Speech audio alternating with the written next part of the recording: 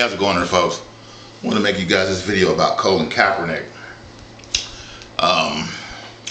So the deal is he is a hero and all that, but there's lots of factors behind the scenes that go into what's going on with Kaepernick. First of all, the injury that Kaepernick got after he played the Super Bowl that year. The consensus was amongst most of the doctors that looked at him that he probably shouldn't. It's very tenuous if he plays. He might be able to get away with it, but just the wrong hit, and he could be in a situation where he's basically kind of incapacitated. And the NFL takes care of its players as good as it can.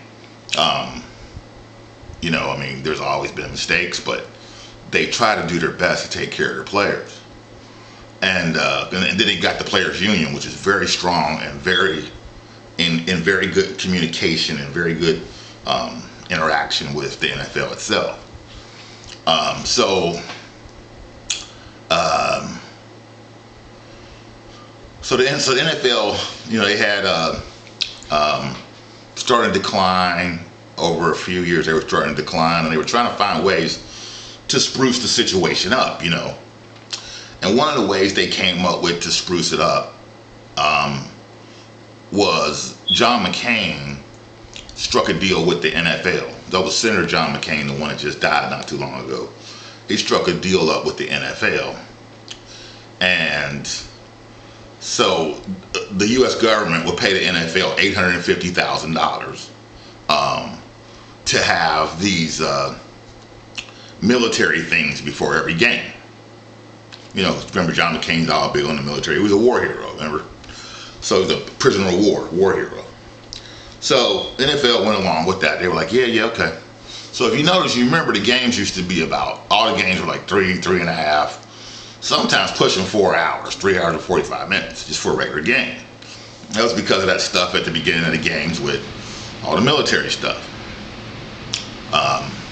And the accounting wasn't really beneficial to the NFL either, because when it's all said and done, the extra accounting, the extra money they had to spend for the extra time and all that stuff, and the extra advertising and blah, blah, blah, blah, blah, the NFL was losing about $8 million on the deal a year. So they wanted to deal with that.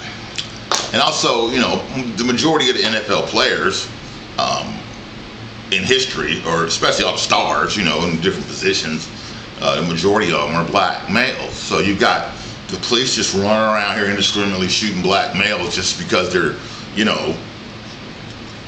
just because they're filing their fingernails or whatever, just for that reason. Oh, well, he was there, so I killed him, And so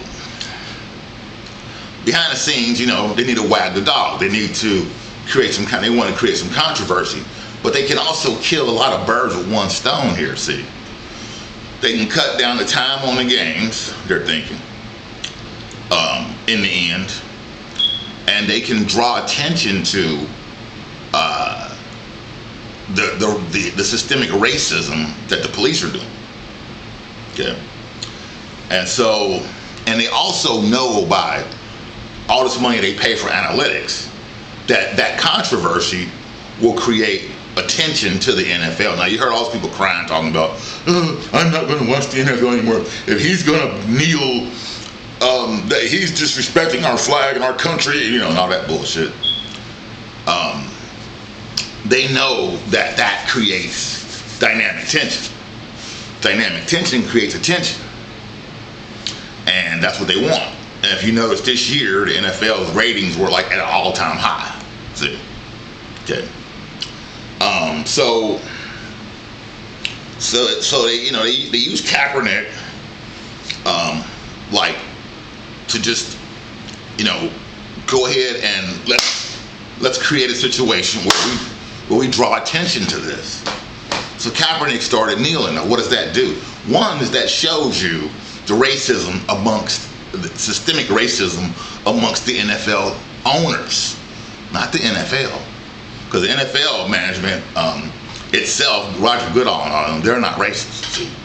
Okay, so, but a lot of the owners are, because they got the owner-slave mentality. You know, and a lot of NFL players, they have to go to mental illness counseling all the time because of dealing with that situation, because they got this little white dude in training camp standing next to him calling him boy, go boy, you know, and they just want to get up and punch the shit out that motherfucker, but they can't because they want to get this contract, you know what I'm saying, and go home to their, you know, and collect that $30 million for the year or whatever, see what I'm saying? So, you know, like Dr. Frances Cress Welsing said, what makes black people crazy is the system of racism and white supremacy. And she's a medical doctor. She's the first medical doctor who ever did a study on the effects mentally on black people of racism and white supremacy, the system. So now everything's moving along, see. Now remember, the NFL takes care of its players. And there's lots of lawyers behind the scenes. You know, you get this idea of lawyers are terrible, lawyers suck, lawyers are pieces of shit. And it's not necessarily true. I mean, lawyers are just everyday people like you and me.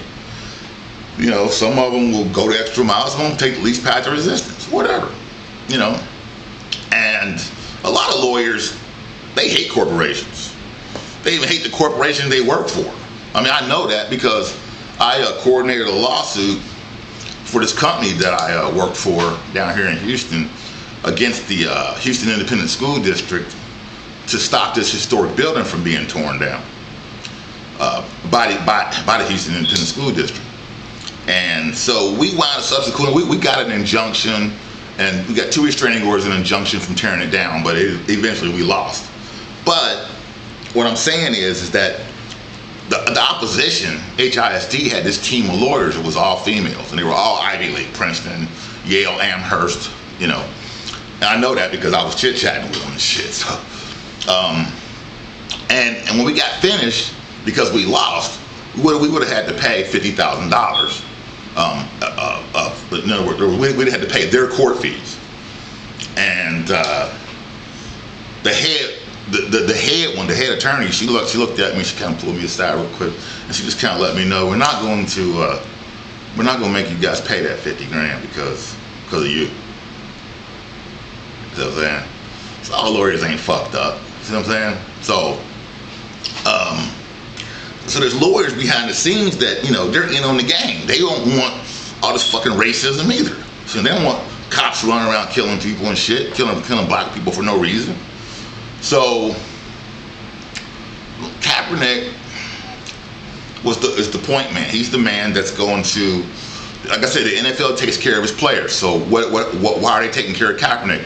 Because Kaepernick went to the Super Bowl and he almost won it, but he didn't get the big contract yet. You see what I'm saying? So you got this star in the game in the Super Bowl that almost wins it. Then he gets hurt and he can't get the big contract. See? So they can kill all kinds of birds with one stone. They can draw attention to the NFL. They can create dynamic tension and controversy. They can draw attention to the racism and white supremacy. And they can take care of Kaepernick all in one. And that's what happened. So what happened in the end? Kaepernick gets one of the biggest Nike contracts in history. Are the cops still out there shooting black men? Yeah, but are they doing it as much? Hell no. You know, so I mean, you know, and plus that gets a lot of respect on the inside of the NFL from the players behind the scenes.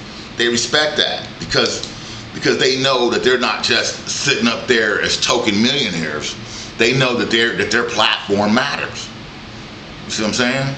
I mean, everybody's just not a piece of shit. You know what I mean? Just because they're rich. Au contraire, a lot of people are rich because they're not pieces of shit. You know what I mean? So, you know, that's the game that's there. So, you know, it's like Bill Russell said, the game is scheduled. We got to play it. Might as well win. You know what I'm saying? So, that's the story of Kaepernick. He is a hero. I mean, could he play later on down the road? I mean, they don't really want him to play. Okay. I mean, if some owner was to really say, like, let's get behind Kaepernick, I mean, they would, then they would give him all the doctor reports and everything. And I'm sure there's other big owners that are already going to do it, and they've shown him, he can't play. It's not safe.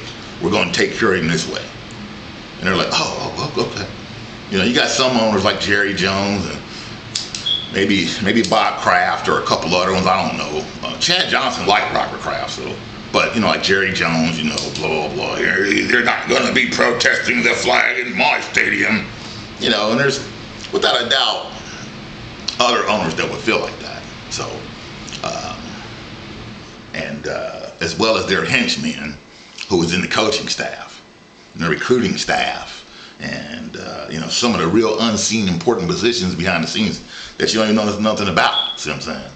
So that provided leverage. It brought awareness to the situation, and it also took care of Kaepernick, and it got the NFL ratings through the roof. See, and it also, last but not least, it shortened the games down, because if you notice what happened, the games went from about 3.5 hours down to about 2.5 hours. So they got rid of all that military bullshit, and they saved their money. Something. So there it is, folks. That's the story of Kaepernick.